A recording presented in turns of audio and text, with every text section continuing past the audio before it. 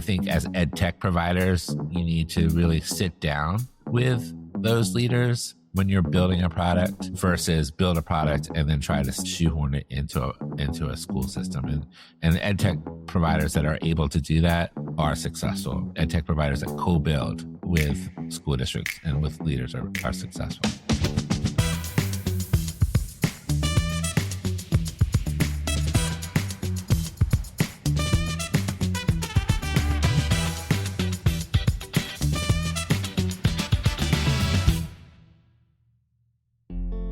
Welcome to Education Matters.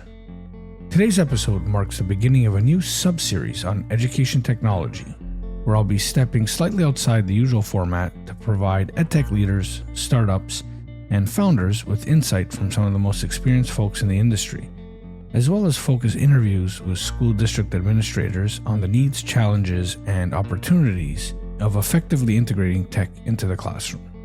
Over the years, I've met dozens of passionate founders, investors, and operators building really interesting and unique tools for learning. Many of whom care deeply about education, but don't always understand how the system works from the inside. So this series is designed to bridge that gap, to give EdTech leaders a real, unvarnished look into what school districts actually need, how procurement really happens, and what it takes to build partnerships that support not only teachers and students, but the entire school district. To kick things off, I'm joined by my longtime friend and colleague, Matt Monjan, who is a seasoned EdTech leader and has spent decades on the front lines of educational sales and partnerships. Matt has led high-performing teams, navigated the messy realities of procurement and politics, and now runs his own company, Infuse Ed, to help startups break into the education markets with clarity, ethics, and strategy.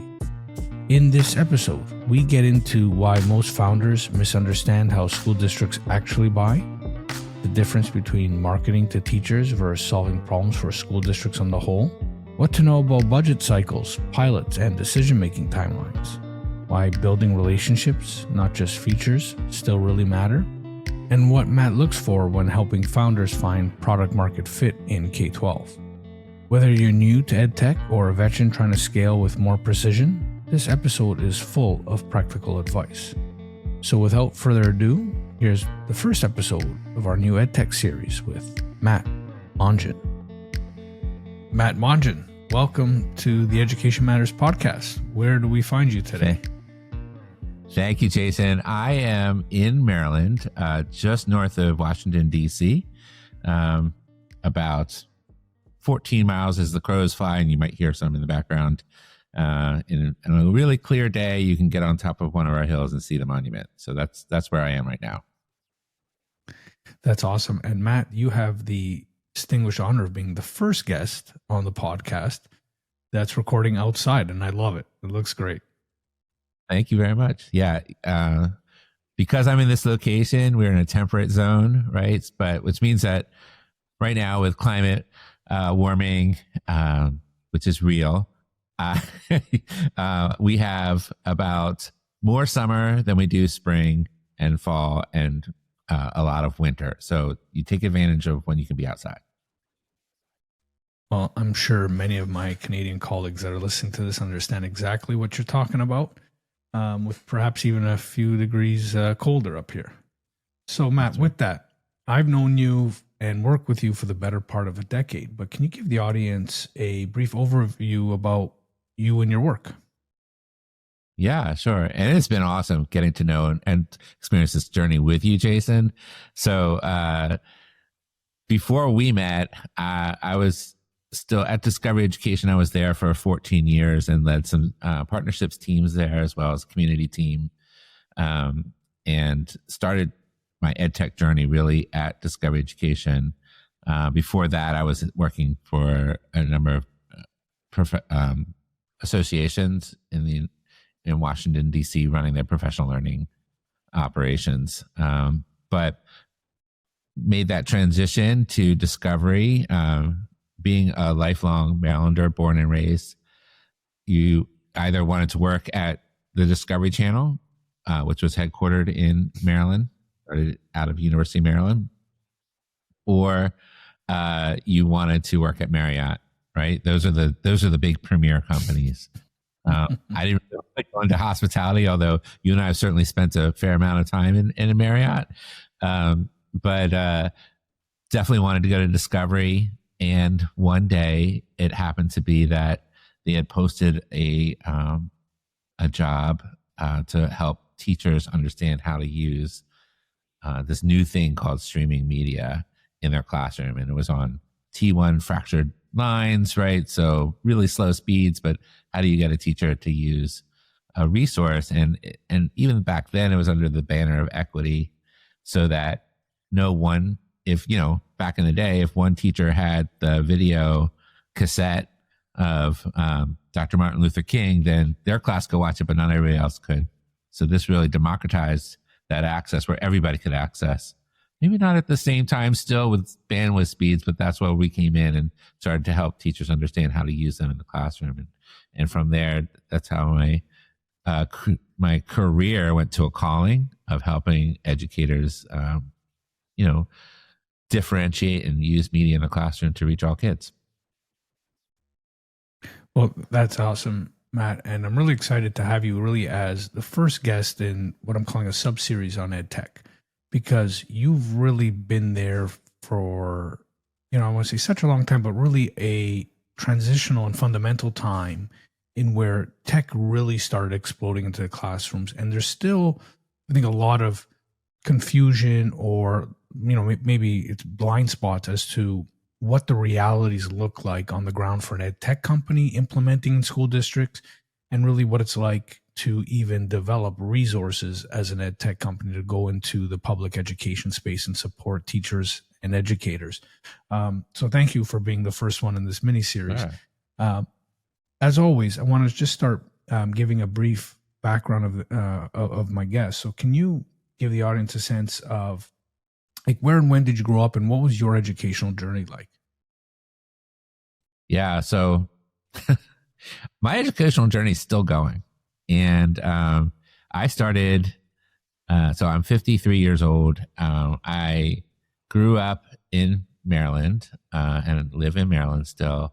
And my K-8 life, kindergarten through 8th grade life, was in Baltimore County. I went to an urban elementary school, which has been renamed an academy, but still there. And then I went to a middle school, again, not too far away from that elementary school, which is still there. Now a STEM magnet school, which is great, in Baltimore County. And now from there, my dad moved us closer to Washington, D.C., and I went to high school in Howard County. And I was not a great student. Had some trouble concentrating at some point along the way, and work through some coping strategies on how to help with that learning. And I found that the educators that really impacted me on my learning journey were the ones that stopped and wanted to get to know me. And although differentiation wasn't really a thing that I experienced a lot in my career learning journey in school, those that really did try to tailor projects to that interested me, I really thrived. And those that did things that were rote, I really didn't thrive.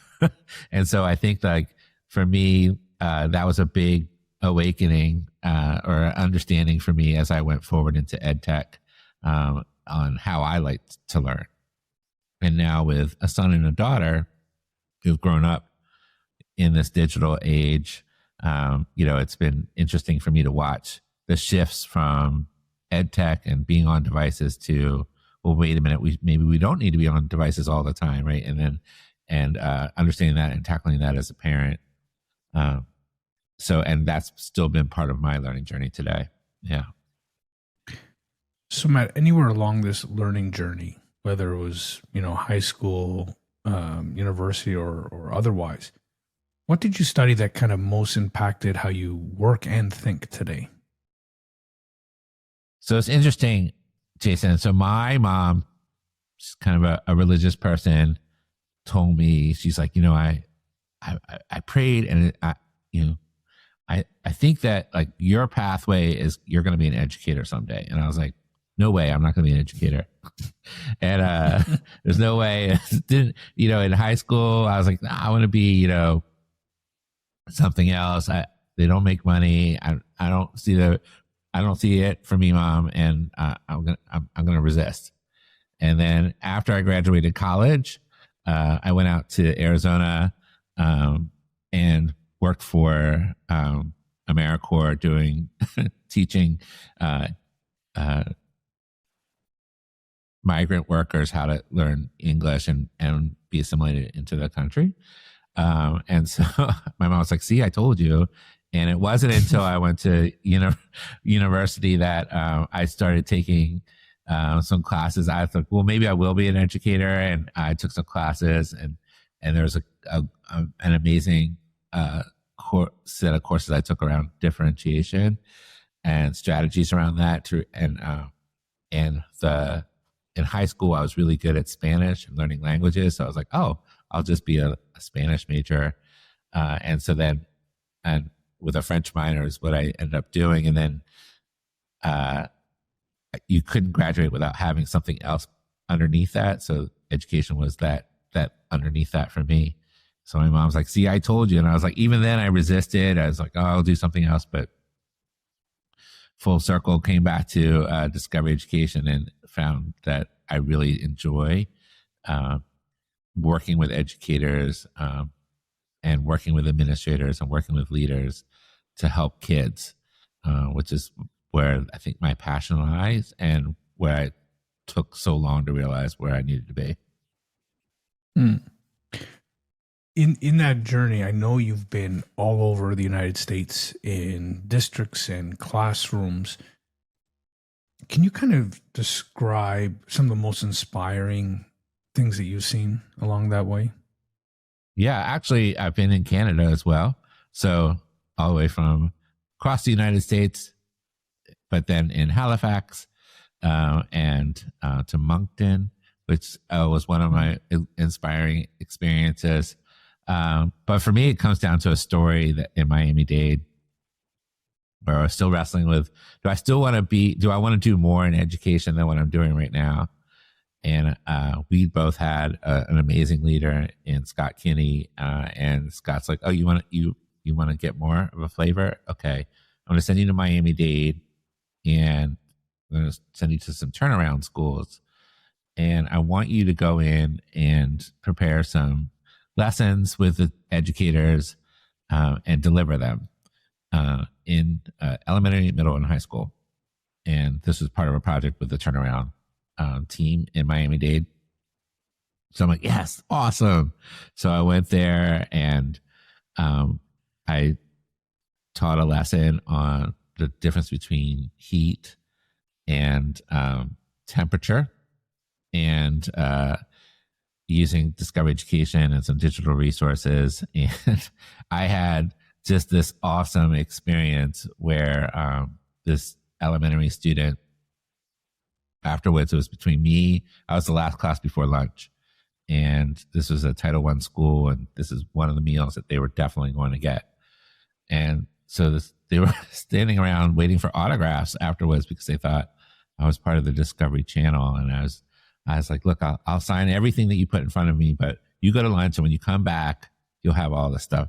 But this one little girl said, no, I want to wait. And she let everybody in front of her, everybody kept jumping in front of her, and I kept trying to get to her. And I ran out I put all these euphemisms like, you're awesome, you're great.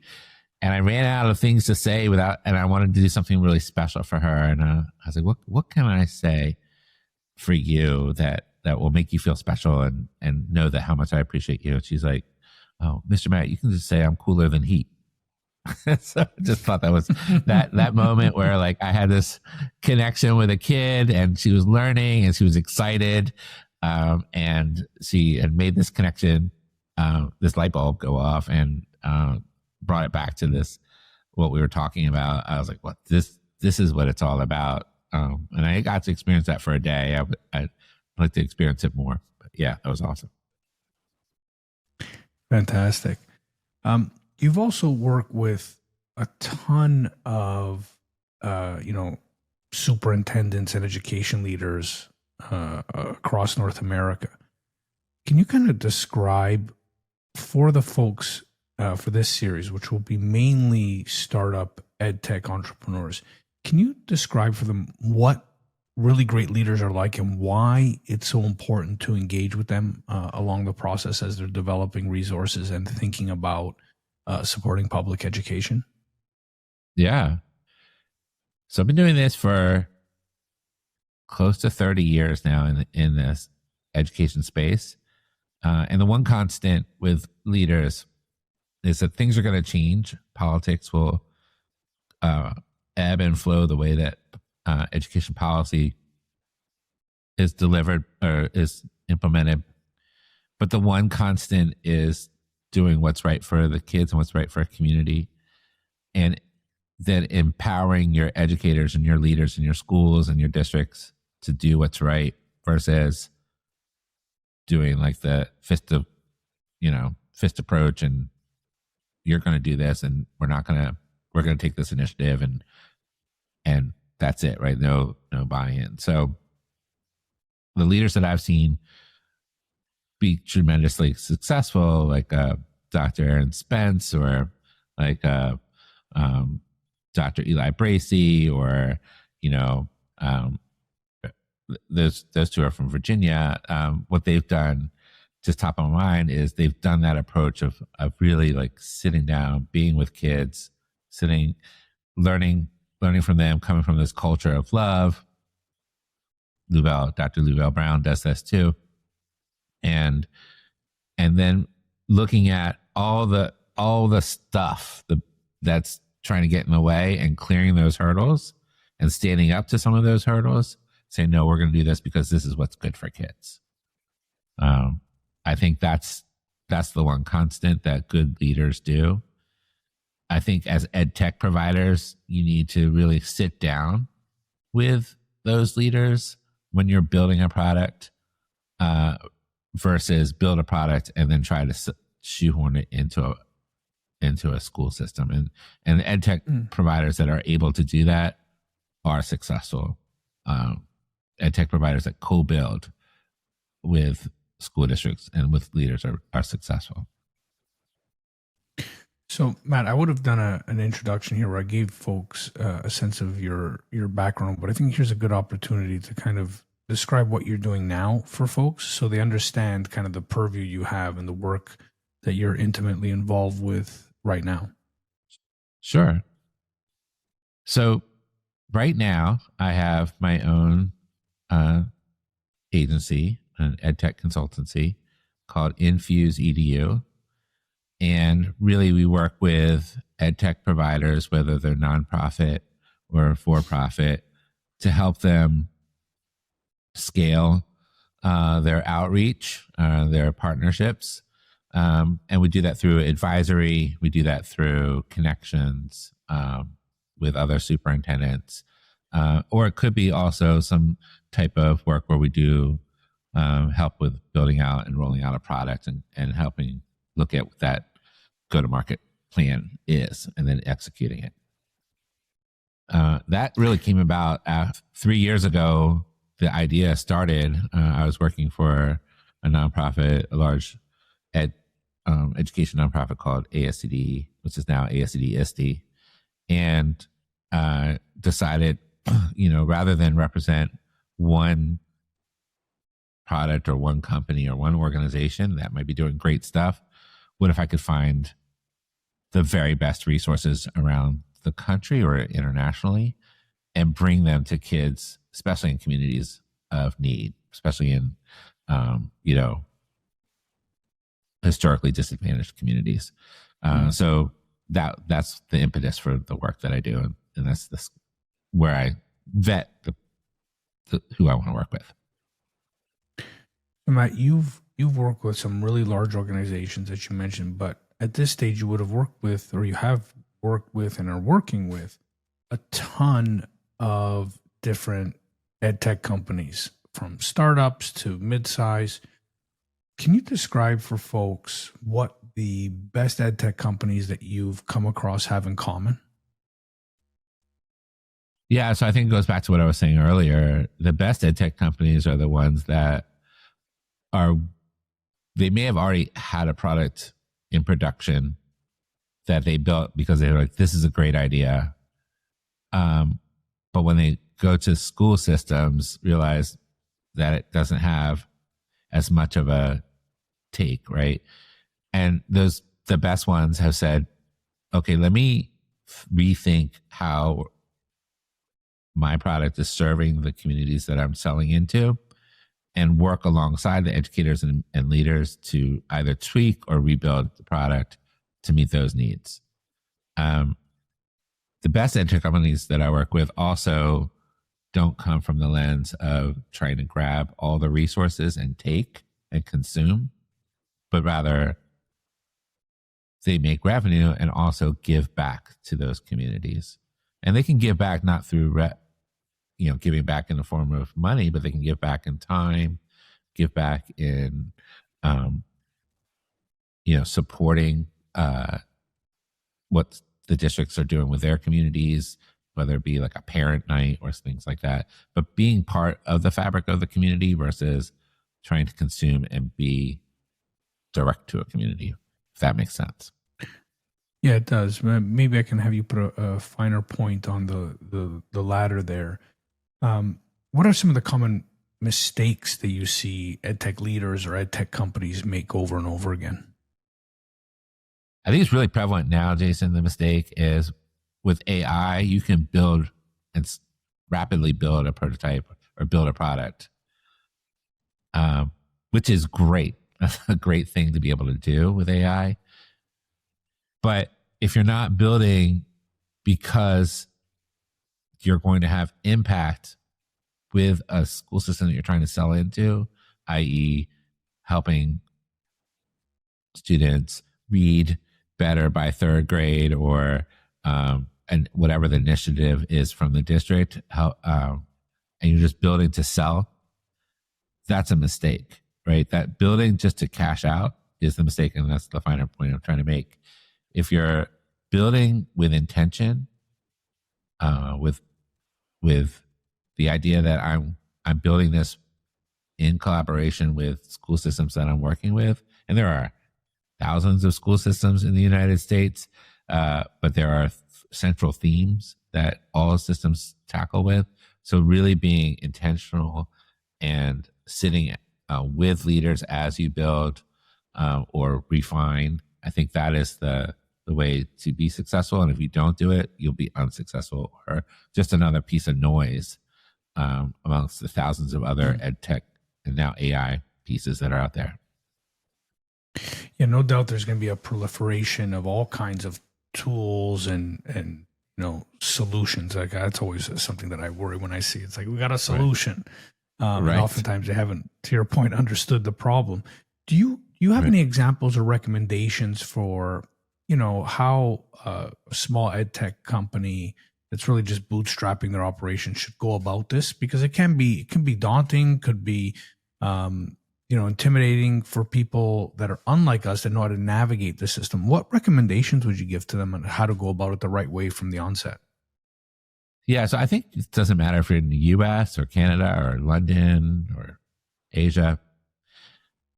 I think that if you're starting out and you're bootstrapped or you have a beta or even an alpha, one of the best things to realize in the education space is that it's relationship driven, right? Everything, partnerships, especially in the United States, is about trusting who you're working with, right?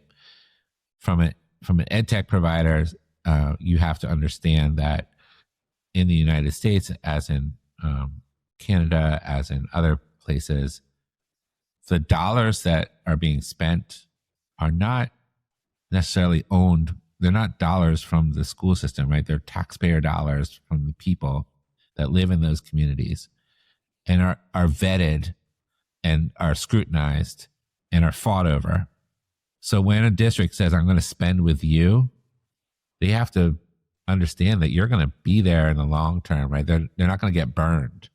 or you're going to be doing something because they can say, we did this, we spent our limited amount of money on you, and we saw these impact, right? So the one way to help as a bootstrap company is do something we call Lighthouse, and we have a protocol for it where you start in one location. You don't say, I'm going to tackle the U.S. market. You might say, I need to tackle, this corner of New York or this part of Nevada or whatever. And you do your proof case, right? You say, okay, I'm sitting down with the leaders, I'm sitting down with the schools, I'm building this product. We now have implementation in this area, this geographic area. And you literally can draw a circle around that geographic area and say, okay, because this school looks like this school and this principal talks to that principal, or this leader talks to that leader, now let's go talk to that other leader, right? And you start to grow.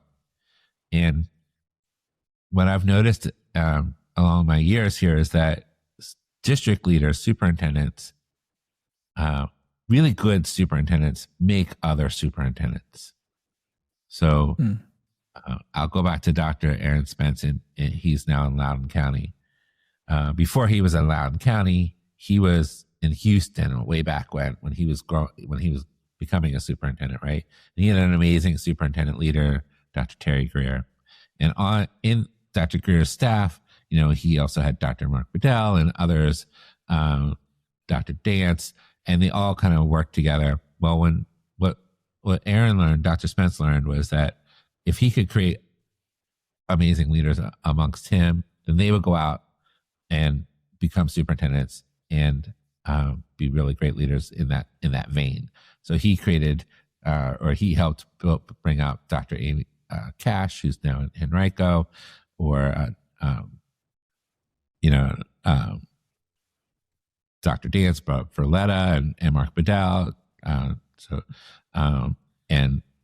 And they became all superintendents in other areas. And so then they're growing other people underneath them, and they're going out and being leaders around the country. So I share that really long story is because those great leaders have family trees. And when you're doing your Lighthouse approach, one approach is geography, but another approach is who's on that branch of that superintendent tree that I can work with and build out. And so you don't have to be nationwide, you can be tree wide and work amongst that tree, because again, once you have that relationship and you have that foundation, that big trunk, you can grow lots of branches with your organization. Yeah, I love that, Matt, because a lot of folks starting out, and even when they're a medium-sized company, they look at the Toronto District School Boards of the world, the Chicago Public School Boards, Miami, LA, and they say, well, that's where we want to go because they're the biggest. And I've interviewed like Peter Singh on this podcast, who's the CTO of Toronto, and he's like, we're just so huge. Our scale is so difficult. We have everybody reaching out to us. And I think that's really great advice, that you can start with smaller districts that have more bandwidth, and even more to the point, are very influential in education in a specific area. So there's a lot of opportunity for folks to learn from those examples. Yeah. Thank you. Yeah. So if we look on the district side now, Matt, I think it'd be useful for these folks to understand too, that sometimes when they purchase your product, it's just the start really of the relationship. It feels like the end because you've gone through this entire process of pilots and trials and relationship building. But can you give folks a sense of what districts struggle with when it comes to tech adoption, so they have a bit of an understanding of this is just really maybe not even the midway point? Yeah. Well, especially when you get into the larger systems that you mentioned, sometimes a procurement team might have an RFP out there and you're a slice of that RFP and you win and you get paid by that system. But the principals don't know that they have this product now in the school system. Maybe not even part of other parts of the district staff. The content teams might be like, I didn't know we had this tool. And so now you have the battle of implementation and awareness. And so that's really where it comes back to those relationships. It's great that if you have a relationship with a superintendent, that's awesome. And you should, right? They are the leaders. They're often not the decision makers. They're the influencers. They're the pushers, right? So that once they get in, and a good superintendent will say, I want you to talk to my team. And if my team asks back for this resource, I'll bless it, right? Because I know, but I want them to have that buy-in. So if you don't have that relationship now with the people that have to do the work to drive that awareness, that's another whole thing that you got to build in to your product. And also, how are you making sure that amongst the other things that have been purchased by the district, your product can be used? And one tip around that might be that look at it from how does it complement versus and how can it augment or complement versus replace, right? Because you might have veteran teachers who have always used this one book, this one resource, this one thing, and be like, I'm not using that, right? However, if you can sit down with the content teams, the district teams, the principals, the coordinators, and say, like, okay, let's look at what you have as a partner, and not think that my product has to be the replacement of the other product, but over time, how can my product be used across multiple content areas or multiple resources? That's going to give you that staying power. Yeah, so awesome. It's really understanding that. Yeah. Yeah, and I don't think enough founders understand that process, which almost becomes like a communications process. It has nothing to do with your product, but you really have to help a district communicate to its own constituents that, this is a product that's been purchased, that's been licensed, that it can be used in A, B, C, D settings. And there's a lot of post-sale work that is necessary. So thanks for that.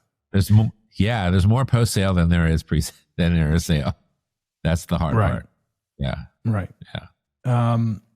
And again, we're talking about effective use, right? We want to support people in really helping districts, achieve their goals, not per se a bottom line with an ed tech company that we know is the reality, but this is how real robust partnerships are made. Yeah. So Matt, if I can ask you to look forward into, I know this is a tough one, even just the next 5 years of development in ed tech, what do you think are the areas that are really rich for development and really can make an impact in public education? Yeah, I was thinking about this question earlier when you posed it to me. It's really hard to tell at how I feel. We're in this next wave of innovation with this AI, right? And we are constantly in these waves in education. Before that, it was around Web 2.0, and before that, it was just using digital resources. So there's also this conflict with security and the information that's getting put back out to kids. So I think that EdTech, to be successful in the next 5 years, still goes down the idea of content creation, right? Students are able to make those connections through project-based learning, creating something to demonstrate their understanding and their competency. But there needs to be a connection to like the why, right? I may want to be a doctor someday, and I know that path, but not all kids know that, right? So how can I, as a student, apply my learning tomorrow to start my own entrepreneurial business, right? We see that on TikTok, and who knows what the flavor will be 5 years from now, but at the end of the day, kids are generating content to get likes, to get noticed, and sometimes to make money. So how do we help those kids and solve for that, where they can see that application right away? And that's whatever that EdTech company can do that meets that learning and helps those students make those connections quickly to careers or entrepreneurial businesses, I think that's the ticket. I am curious, what as this AI continually grows exponentially and gets faster and faster, what are the skill sets that students need to know? And I think still that critical thinking is a key to understanding, like how do I put something together? And I think the next wave after those 5 years, or maybe somewhere in the middle, is how do we know AI can generate stuff and through generative prompts, but who's training the bots to talk to one another, to go out and have like a bunch of bots doing the work for me to and synthesize that data back to something? So how do I help my kids think about creating these generative agents, these multiple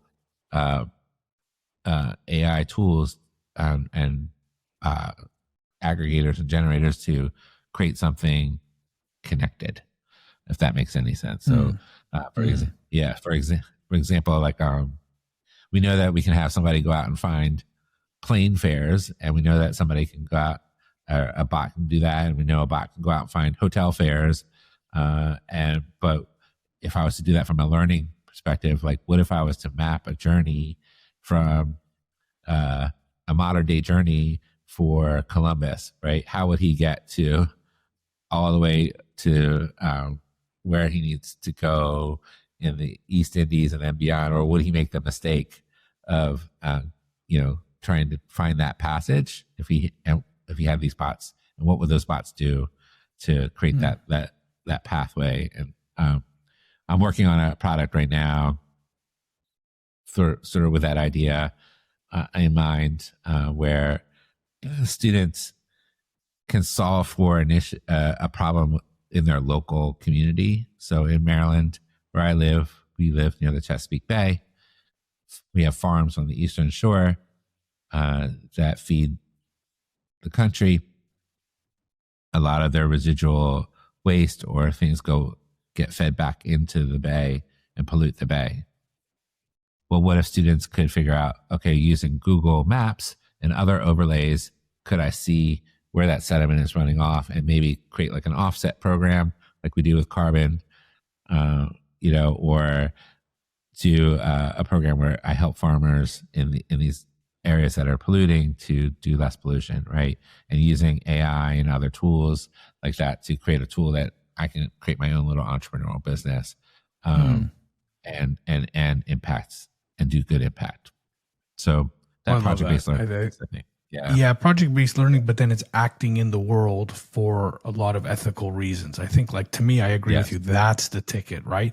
To have a more refined, airline search thing. Yeah, I'm sure someone will do it, and like it might be profitable, but does that help us really move the needle forward in all the areas? So if I could put an exclamation point on that, it's like, yeah, if we can use tech to aggregate effort and organize community around all these ethical things that we know we need to do, I think that's the real ticket, because kids can learn, kids can refine their sense of acting in the world and their ethical competence, and then actually go out and do it would be a revelation.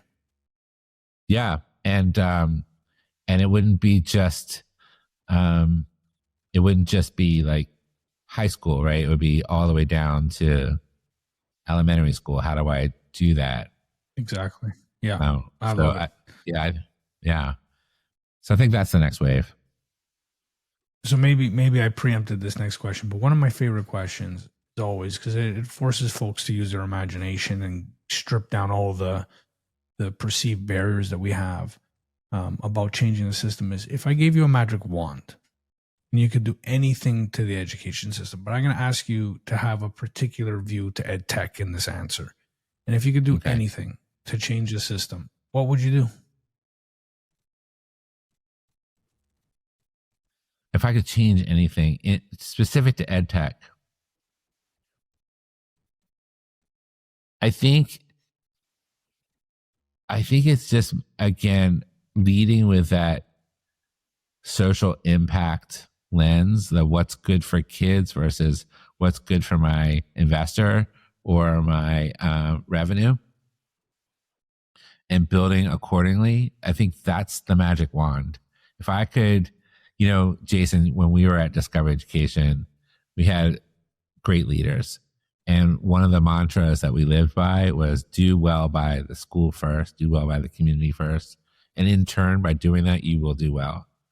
If we could have EdTech work in that premise and build in that premise, I think that would be the magic wand that I would do. There is no one silver bullet. There's no one perfect resource out there. There are a bunch of amazing resources out there, and we've worked with them and continue to do so. But there's no one thing. So if I was to build with that idea in mind first and collaborate with those partners, those education partners, that would be the one that I want to do. Awesome. And with that, Matt, last question always is, what book, podcast, video, music album would you recommend to the audience? You can just pick one. You don't have to do one of all of them, but just give us a sense of some good stuff to consume. I don't do a lot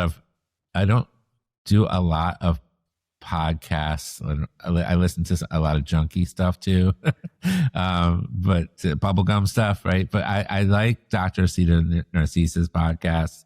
He's unpacking like education. I think that's a really good one. I'm excited to see more of your podcast, Jason. But I don't have a singular recommendation. I will tell you that I've been so heads down on doing this type of work that when we come up for air, I just watched a lot of British police procedurals, and kind of just be like, that's what we're watching now in our home. It's the BBC, and it's BritBox is a lot of what's happening right now, which has totally nothing to do with what we're talking about. But we get lost in these worlds and can detach for a little bit, just not think about those things, those heavy things. Well, that's awesome. I think everyone needs some plug-in, and a plug for the BBC is awesome at any time. With that, Matt Monjan, thanks so much for your time, brother. Yeah, you bet, Jason. This podcast is recorded on the territory and Treaty 13 lands of the Mississaugas of the Credit First Nation and on the traditional territory of the Huron-Wendat and the Haudenosaunee. The show is edited and produced by the marvelous and talented Andrew Mastroianni. If you like what you're hearing, make sure you subscribe to us on Spotify or wherever you listen to your podcast. Until next time, remember, there's absolutely no inevitability as long as there's a willingness to contemplate what's happening. I'm your host, Jason Buccheri. Until next time.